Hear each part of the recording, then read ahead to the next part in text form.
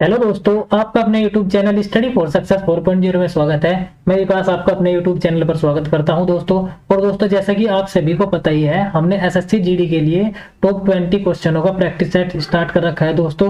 और दोस्तों, आप इस सेट के माध्यम से एसएससी जीडी में जितने भी प्रीवियस ईयर क्वेश्चन पूछे गए हैं उनका विद सोल्यूशन आप इस चैनल के माध्यम से आपको मिलने वाला है दोस्तों। और दोस्तों, अगर आपने अभी तक चैनल को सब्सक्राइब नहीं किया है तो चैनल को सब्सक्राइब कर लीजिएगा और बेल आइकन को भी प्रेस कर लीजिएगा दोस्तों। देखिए दोस्तों, जो हमारा आज का सेट है वो सेट नंबर 2 पर हम पहुंच चुके हैं। हमारा 1 सेट हो चुका है। अगर आपने अभी तक वो सेट नहीं देखा है तो लिंक आपको वीडियो के डिस्क्रिप्शन में मिल जाएगी, जाकर वहां पर वो सेट भी आप अच्छे तरीके से दीजिएगा दोस्तों। और वहां पर जितने भी इंपोर्टेंट क्वेश्चन बताए गए हैं आपको उनको भी नोट कीजिएगा दोस्तों। तो दोस्तों, आज का जो हमारा सेट है उसका जो पहला सवाल है, देखिए, रिक्त स्थान को भरने के लिए उपयुक्त विकल्प का चयन करें। शिक्षक दिवस पर छात्रों ने शिक्षक को पुस्तक रिक्त स्थान की, क्या हस्तगत की या प्रदान की या भेंट की या दान की। तो दोस्तों, यहाँ पर आपको जो राइट ऑप्शन है वो यहाँ पर आपको फिल करना है दोस्तों। आइए दोस्तों देखते हैं। शिक्षक दिवस पर छात्रों ने शिक्षक को पुस्तक क्या की, भेंट की दोस्तों। जब हम किसी को कुछ चीज देते हैं तो उसको हम बोलते हैं भेंट। तो हमारा ऑप्शन नंबर सी हो जाएगा, बिल्कुल एकदम राइट जवाब दोस्तों। चलिए दोस्तों, बढ़ते हैं अगले सवाल की ओर। देखिए, क्वेश्चन नंबर 2 हमारा किस प्रकार से पूछा गया है दोस्तों। देखिए, कर्पण का विलोम शब्द क्या होगा। तो दोस्तों, यहाँ पर आपको बताना है कर्पण का उल्टा। आपको पता है विलोम का मतलब होता है, तो क्या कर्मठ होगा या कठोर होगा या सरल होगा या दाता होगा। तो अगर बात करें कर्मठ की, कर्मठ है, इसका जो हमारा विलोम शब्द हो जाएगा दोस्तों वो हो जाएगा आलसी। आपको याद रखना है, आप नोट कीजिएगा, क्या हो जाएगा, कर्मठ का विलोम हो जाएगा आलसी। अगर बात करें कठोर की, कठोर का जो विलोम है वो दोस्तों होता है कोमल। क्या होता है, कोमल होता है। और अगर बात करें सरल की, जो हमारा सरल है इसका जो विलोम शब्द हो जाएगा दोस्तों वो हो जाएगा कठिन। हमारा ऑप्शन नंबर क्या बचा, डी। तो डी हमारा ऑप्शन बिल्कुल एकदम राइट हो जाएगा, यानी कि दाता। कर्पण का विलोम क्या होता है, दाता होता है। अब आ जाइएगा थोड़ा साइड में, यहाँ पर कुछ इंपोर्टेंट विलोम शब्द नोट कीजिएगा। जैसे जैसे अगर मैं आपसे पूछ लूं अनुज, अनुज का विलोम शब्द आप मुझे बताएंगे। आप मुझे बताएंगे अपेक्षा का विलोम क्या हो जाएगा, क्या बताएंगे, अपेक्षा का विलोम शब्द क्या हो जाएगा। आप मुझे बताएंगे आक्रांत, जिस पर हमला हुआ हो उसका विलोम शब्द क्या हो जाएगा दोस्तों। आप मुझे बताएंगे आगमन, आगमन का विलोम क्या हो जाएगा। और एक इंपोर्टेंट शब्द और ले लेते हैं, जैसे आदि, आदि का आप मुझे विलोम शब्द बताएंगे क्या हो जाएगा दोस्तों। आइए नोट करेंगे। अगर बात करें अनुज की, जो छोटा होता है उसको हम कहते हैं अनुज, और जो बड़ा भाई होता है उसको हम क्या कहते हैं, अग्रज। क्या कहते हैं, अग्रज कहते हैं। अगर बात करें अपेक्षा की, अपेक्षा जो शब्द है हमारा इसका विलोम शब्द हो जाएगा उपेक्षा। क्या हो जाएगा दोस्तों, उपेक्षा हो जाएगा। अगर बात करें आक्रांत की, आक्रांत का मतलब होता है जिस पर हमला हुआ हो, और जिस पर हमला न हुआ हो उसको बोलते हैं हम क्या, अनाक्रांत। क्या बोलते हैं, अनाक्रांत। आप नोट कीजिएगा। और दोस्तों, बात करें आगमन की, आगमन का मतलब होता है आना, और प्रस्थान का मतलब होता है जाना। क्या होता है, प्रस्थान का मतलब जाना होता है। अगर बात करें आदि की, जो हमारा आदि है, आदि का जो हमारा विलोम शब्द हो जाएगा वो हो जाएगा अनादि। आपको याद रखना है दोस्तों। आइए एक बार आंखें बंद करके मेरे साथ रिपीट करेंगे। जैसे अनुज का अग्रज, अपेक्षा का उपेक्षा, आक्रांत का अनाक्रांत, आगमन का प्रस्थान और आदि का अनादि हो जाएगा दोस्तों। उम्मीद करता हूं आपको याद हो गए होंगे।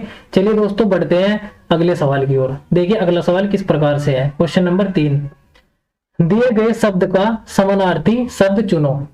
तो दोस्तों, हमें जो नीचे शब्द दिया गया है उसका जो समानार्थी शब्द चुनना है। जैसे बाण, बाण का समानार्थी नाराज होता है, तन्य होता है, दहन होता है, अगम होता है। तो इसका जो हमारा राइट आंसर हो जाएगा वो हो जाएगा नाराज। जो हमारा बाण है, बाण का जो समानार्थी शब्द होता है वो नाराज होता है।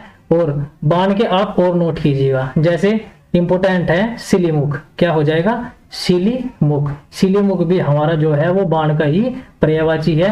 और आप एक और नोट करेंगे, जैसे विशिक, क्या हो जाएगा, विशिक। विशिक भी बहुत बार एग्जाम में पूछा जाता है, ये भी हमारा इंपोर्टेंट हो जाएगा। और जैसे तीर, तीर आप सभी को पता ही है। और एक हम बाण को ही बोलते हैं सर, क्या बोलते हैं, सर बोलते हैं।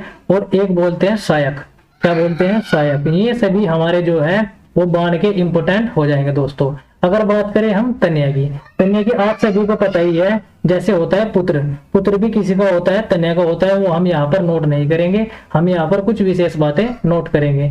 जैसे तन्या का आप एक नोट करेंगे इंपोर्टेंट, वत्स, क्या करेंगे, वत्स, वत्स हमारा होता है तन्या का। और अगर बात करें हम सुत की, क्या हो जाएगा, सुत भी हमारा जो है वो तन्या का हो जाएगा समानार्थी शब्द। और एक और लिखेंगे, जैसे हमारा हो जाएगा सुवन, क्या हो जाएगा, सुवन। और एक बहुत ज्यादा इंपॉर्टेंट पूछा जाता है अपत्य, अपत्य किसका पर्यायवाची है, ये है हमारा तन्या का पर्यायवाची दोस्तों। अगर बात करें हम दहन की, दहन किसका होता है, आग का होता है। आग के जितने भी इंपॉर्टेंट पर्यायवाची शब्द है मैं आपको पहले प्रैक्टिस सेट में बता चुका हूं दोस्तों। और अगर बात करें हम अगम की, अगम के जो हमारे पर्यायवाची शब्द हो जाएंगे वो कौन कौन से हैं, एक तो हो जाएगा हमारा कठिन, क्या हो जाएगा, कठिन हो जाएगा दोस्तों। ए का मतलब होता है ना, और गम मतलब होता है जाना, जहां पर जाया ना जा सके, क्या बोल सकते हैं इसको हम एक पुष्कर बोल सकते हैं, क्या बोल सकते हैं, पुष्कर बोल सकते हैं दोस्तों। और एक बोल सकते हैं दुसाध्य, क्या बोल सकते हैं, दुसाध्य। ये सभी हमारे जो है वो अगम के पर्यायवाची शब्द होते हैं। एक बार मेरे साथ बोलेंगे, जैसे बाण, बाण के क्या हो जाएंगे, सिलिमुख, विशिक, तीर, सर और सहायक हमारे इंपोर्टेंट हो जाएंगे। और तन्या के वत्स, सुत, सुवन और अपत्य हो जाएंगे। और बात करें दहन की, दहन का आग होता है, आग के आपको सभी बता चुका हूं मैं पिछले सेट में। और अगर बात करें अगम की, अगम का क्या हो जाएगा, अगम का हो जाएगा कठिन, ये सॉरी दोस्तों ये पुष्कर नहीं है, ये है दुष्कर, क्या है, दुष्कर और दुसाध्य। ये सभी हमारे जो समानार्थी शब्द हैं वे अगम के हो जाएंगे। उम्मीद करता हूं आपको याद हो गए होंगे। चलिए दोस्तों बढ़ते हैं अगले क्वेश्चन की ओर। देखिए अगला क्वेश्चन किस प्रकार से है, पंकज का पर्यायवाची शब्द चुनो। जो हमारा पंकज है, पंकज का पर्यायवाची शब्द निम्न में से कौन सा है आपको चुनना है, क्या वस्त्र है, क्या किरण है, क्या कमल है, या आंख है। तो आप सभी को पता है पंकज का जो पर्यायवाची होता है वो होता है कमल। और आप कमल के बहुत सारे जानते होंगे, लेकिन हम यहाँ पर इंपोर्टेंट नोट करेंगे। जैसे कमल का एक बहुत ज्यादा पूछा जाता है, वो क्या होता है, पुंडरीक, आपको याद रखना है, क्या, पुंडरीक आपको नोट करना है। और एक बहुत ज्यादा इंपोर्टेंट है अरविंद, क्या है, अरविंद भी हमारा जो है वो कमल का पर्यायवाची है। और एक बहुत ज्यादा पूछा जाता है उत्पल, उत्पल भी किसका पर्यायवाची है हमारा, वो भी हमारा कमल का पर्यायवाची है। अगर बात करें वस्त्र की, वस्त्र के कौन कौन से हो जाएंगे, एक हो जाएगा आपका पट, क्या हो जाएगा, पट हो जाएगा। एक हो जाएगा वसन, क्या हो जाएगा, वसन। और क्या हो जाएगा, एक हो जाएगा परिधान, क्या हो जाएगा, परिधान बहुत ही ज्यादा इंपोर्टेंट हो जाता है दोस्तों। अगर बात करें किरण की, किरण के कौन कौन से हो जाएंगे, एक तो रश्मि हो जाएगा, और क्या हो जाएगा, अंशु हो जाएगा। और एक हो जाएगा आपका मरीचि का, बहुत ज्यादा इंपॉर्टेंट है, क्या है दोस्तों, मरीचि, क्या है दोस्तों, मरीचि है, आपको याद रखना है। अगर बात करें आँख की, आँख के आपको पता ही होगा सामान्य से, जैसे नेत्र, नयन।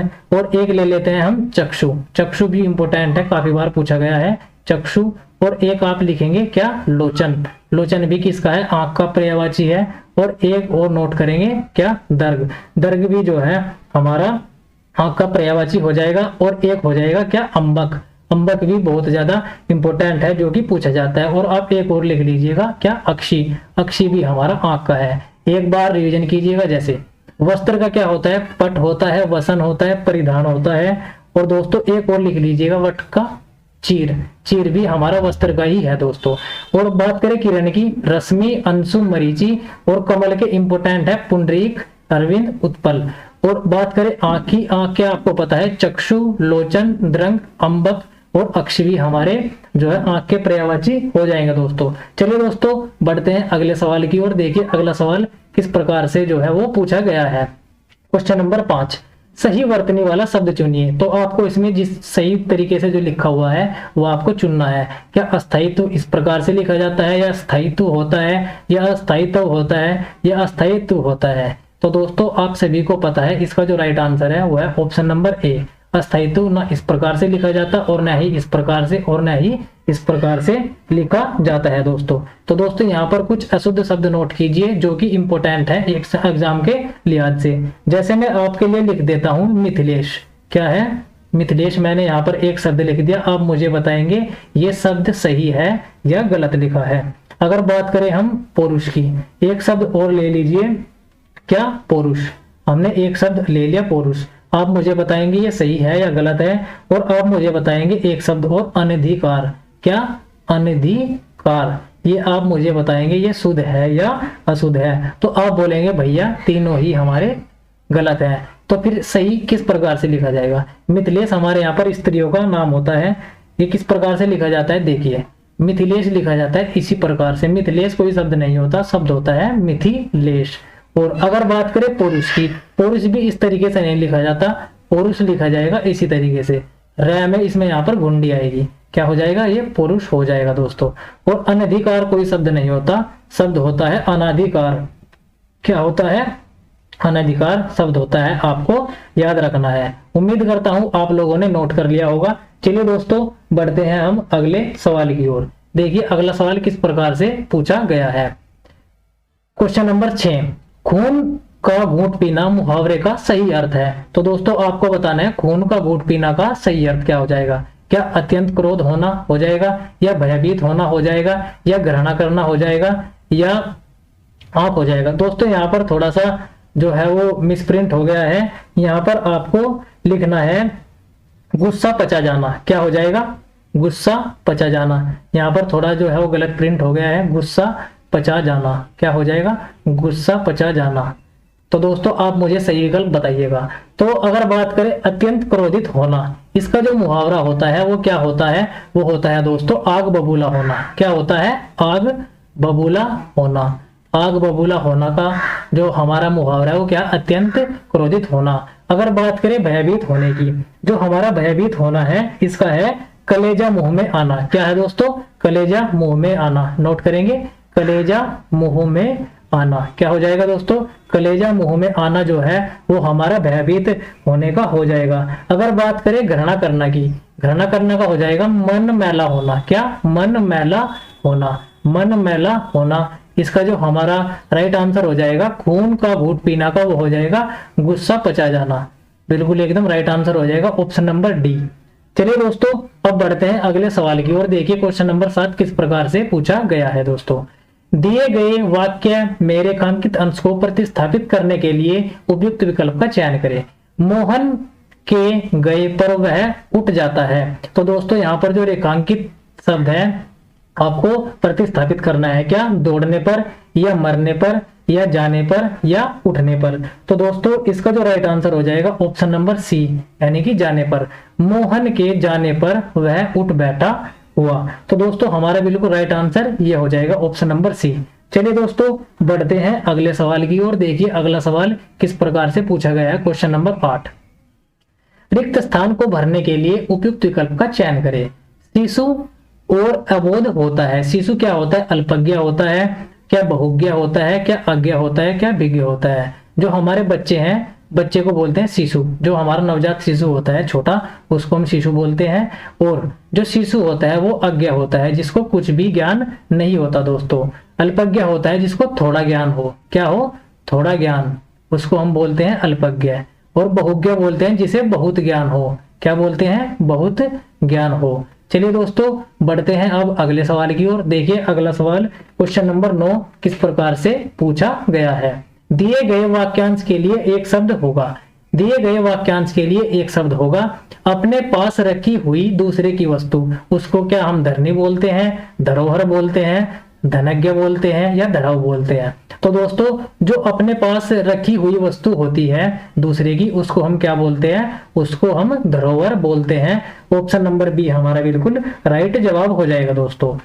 तो दोस्तों आप मुझे बताएंगे दर्पण जड़ी अंगूठी को क्या कहते हैं। क्या बताएंगे? दर्पण जड़ी अंगूठी क्या होती है? दर्पण जड़ी अंगूठी जो हमारे यहाँ पर स्त्रियां पहनती है उसको हम क्या कहेंगे। और दोस्तों आपको बताना है जो सदा से चला आ रहा हो, जो सदा से चला आ रहा हो उसको हम क्या बोलेंगे। जो सदा से चला आ रहा हो दोस्तों उसको हम, सॉरी दोस्तों इसको थोड़ा सा मैं मिटा देता हूं, ये थोड़ा गलत हो गया है। आएंगे जो सदा से चला आ रहा हो उसको हम क्या बोलेंगे। ये दोस्तों आपको नोट करने हैं दोनों। दर्पण जड़ी अंगूठी है तो उसको हम क्या बोलते हैं? आरसी बोलते हैं। क्या बोलते हैं? आरसी बोलते हैं। बहुत ज्यादा इंपॉर्टेंट है, आपको ध्यान रखना है। और जो सदा से चला आ रहा हो उसको हम क्या बोलेंगे, उसको हम अनवरत बोलेंगे। क्या बोलेंगे, अनवरत बोलेंगे दोस्तों। चलिए दोस्तों बढ़ते हैं अब हम अगले सवाल की ओर। क्वेश्चन नंबर 10 देखिए किस प्रकार से जो है वो पूछा गया है। दिए गए शब्द का विलोम शब्द होगा। तो दोस्तों आपको बताना है जातीय का विलोम क्या होगा। क्या सजातीय होगा, अजातीय होगा, विजातीय होगा या प्रजातीय होगा। तो दोस्तों जो सजातीय है उसका जो विलोम शब्द है वो होता है विजातीय, यानी कि ऑप्शन नंबर सी हमारा बिल्कुल एकदम राइट जवाब हो जाएगा दोस्तों। जैसे दोस्तों मैं आपसे पूछ लूं इम्पोर्टेंट, आप मुझे बताएंगे आशा का विलोम क्या होता है। आशा का विलोम आप मुझे बताएंगे, आप मुझे बताएंगे आशीष का विलोम। किसका, आशीष का विलोम आप मुझे बताएंगे। और दोस्तों आप मुझे बताएंगे आनंद का विलोम, आनंद, आनंद का विलोम आप मुझे बताएंगे। और आप मुझे बताएंगे आपत्ति का विलोम। किसका, आपत्ति का विलोम बताएंगे। और दोस्तों यहाँ पर एक और इंपॉर्टेंट ले लेते हैं ऐक्य। आप मुझे ऐक्य का विलोम बताएंगे। अगर आपको नहीं पता है तो आप इन सभी को नोट करेंगे, आपके लिए बहुत इंपॉर्टेंट है। अगर बात करें आशा की, आशा का हो जाएगा निराशा। क्या हो जाएगा, निराशा हमारा आशा का विलोम शब्द हो जाएगा। अगर बात करें आशीष की, आशीष का क्या हो जाएगा, अभिशाप हो जाएगा। क्या हो जाएगा, अभिशाप हमारा जो आशीष है उसका विलोम हो जाएगा। अगर बात करें आनंद की, आनंद का जो विलोम है वो हो जाएगा विषाद। विषाद हर्ष का भी विलोम होता है, आपको याद रखना है। और अगर बात करें आपत्ति की, आपत्ति का विलोम होता है संपत्ति।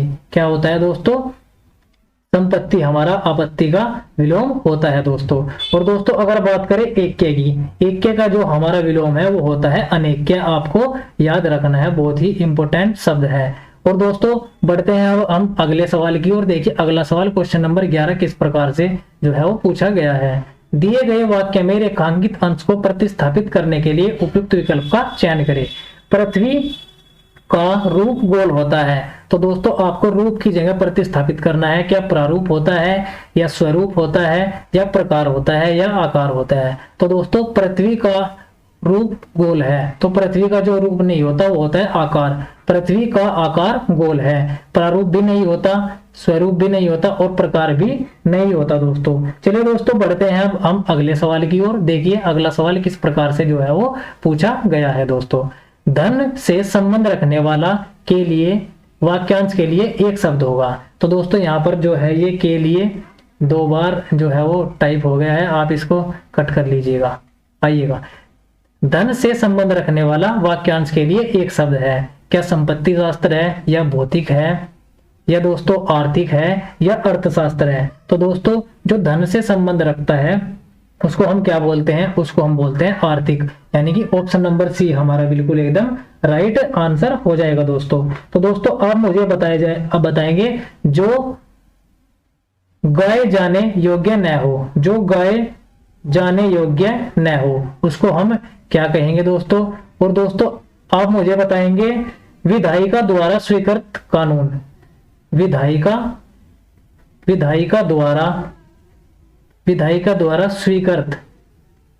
द्वारा स्वीकृत कानून को हम क्या कहेंगे दोस्तों। और दोस्तों आप मुझे बताएंगे जिसकी मांग की गई हो उसको हम क्या बोलेंगे। क्या बताएंगे, जिसकी मांग की गई हो, जिसकी मांग की गई हो उसको हम क्या कहेंगे दोस्तों। आएंगे देखिए जो गाए जाने योग्य न हो उसको हम क्या कहेंगे, अज्ञेय। क्या कहेंगे, अज्ञेय कहेंगे। और जो गाए जाने योग्य हो उसको हम कहते हैं ज्ञेय। और विधायिका द्वारा जो स्वीकृत कानून होता है उसको हम क्या बोलते हैं, अधिनियम। क्या बोलते हैं, अधिनियम बोलते हैं, जिसे हम बोलते हैं एक्ट। राष्ट्रपति जी के साइन होने के बाद कोई भी जो कानून है वो अधिनियम बाद में बनता है दोस्तों।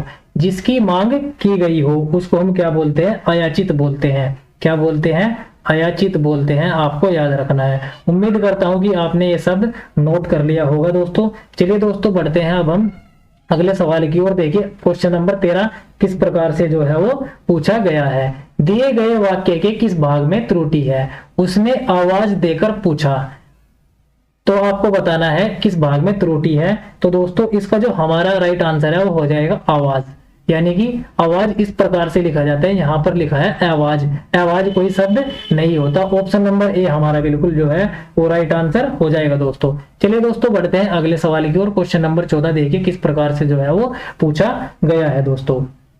दिए गए वाक्यांश के लिए एक शब्द होगा। खेतों में मेड़ों से बनाए गए छोटे छोटे वर्गाकार या आयताकार भाग क्या कहलाते हैं। जैसे गांव में खेत होते हैं ना दोस्तों, ऐसे खेत होते हैं, तो खेत में ऐसे छोटे छोटे जो है वो वर्गाकार जो है वो बना देते हैं, उनको हम क्या बोलते हैं, हम उनको बोलते हैं क्यारियां। क्या बोलते हैं? क्यारियां। यानी कि ऑप्शन नंबर ए हमारा बिल्कुल राइट आंसर हो जाएगा दोस्तों। चलिए दोस्तों बढ़ते हैं अगले सवाल की ओर। क्वेश्चन नंबर 15 किस प्रकार से वो पूछा गया है। सही वर्तनी वाला शब्द चुनिए। तो दोस्तों सुपर्णखा होता है या सुपर्णखा होता है या सपर्णखा होता है या इनमें से कोई नहीं। तो दोस्तों आपको बताना है इनमें से जो हमारी सही शुद्ध वर्तनी है। तो दोस्तों इसका जो राइट आंसर हो जाएगा वो हो जाएगा ऑप्शन नंबर ए, यानी कि सुपर्णखा हमारा बिल्कुल राइट आंसर हो जाएगा। अब आप नोट करेंगे कुछ इंपोर्टेंट वर्तनियां। जैसे मैंने यहाँ पर लिख दिया है आशीर्वाद। क्या? आशीर्वाद लिख दिया। आपको मुझे बताना है ये शुद्ध है या अशुद्ध है। और आपको मुझे बताना है, यहाँ पर मैंने एक शब्द लिख दिया मिष्टान। क्या लिख दिया? मिष्टान लिख दिया। आपको बताना है ये शुद्ध है या अशुद्ध है। और एक शब्द और ले लेते हैं, जैसे अनुदित। क्या? अनुदित। आपको बताना है ये हमारा राइट है या रॉन्ग है। तो दोस्तों आप बताएंगे कि भैया ये हमारे तीनों ही गलत है। तो भैया फिर किस प्रकार से लिखे जाएंगे?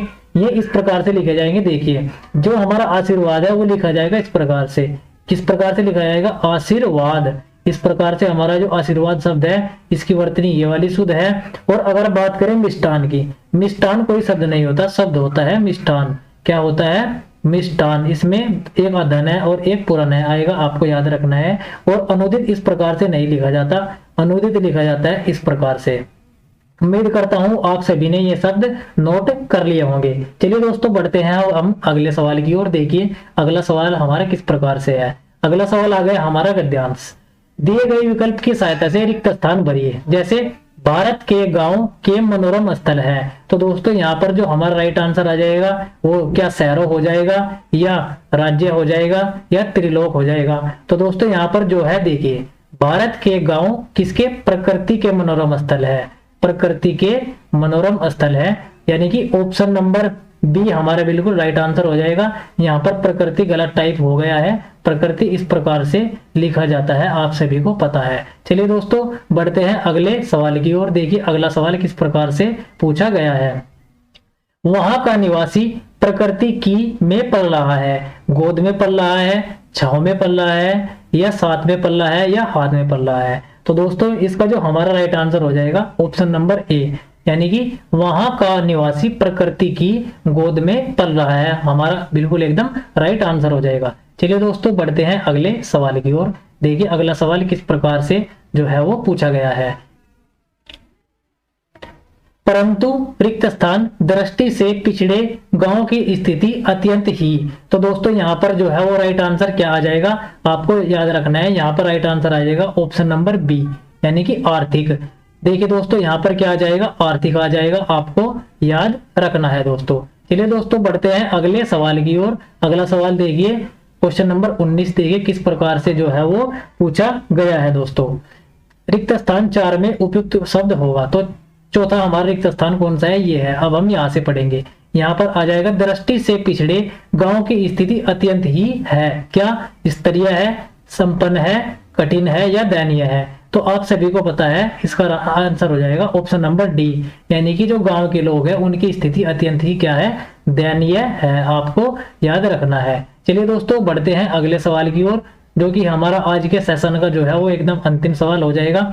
और दोस्तों आपको वीडियो के नीचे कमेंट करके आपको बताना है कि आपको सेट कैसा लगा और आपका जो है वो राइट जितने भी क्वेश्चन हुए हैं उनका जो है आपको कमेंट में लिखकर मुझे बताना है। और दोस्तों देखिए आज का अंतिम सवाल, क्योंकि वहां के लोग पर ही निर्भर रहते हैं। गांव के लोग कहां पर निर्भर रहते हैं? पंचायत पर, कृषि पर, सरकार पर या दुकान पर। तो दोस्तों इसका राइट आंसर हो जाएगा ऑप्शन नंबर बी, क्योंकि गांव के लोग कृषि पर ही निर्भर रहते हैं। तो दोस्तों आपको सेट कैसा लगा वीडियो में कमेंट करना ना भूलें। और चैनल पर नए हैं तो चैनल को जरूर सब्सक्राइब कर दिएगा दोस्तों, क्योंकि यहाँ पर आपको रोज शाम 7 बजे इसी प्रकार से टॉप 20 क्वेश्चनों का जो है वो संग्रह मिलने वाला है। मिलते हैं अब कल 7 बजे, तब तक के लिए बाय बाय, टेक केयर, जय हिंद दोस्तों।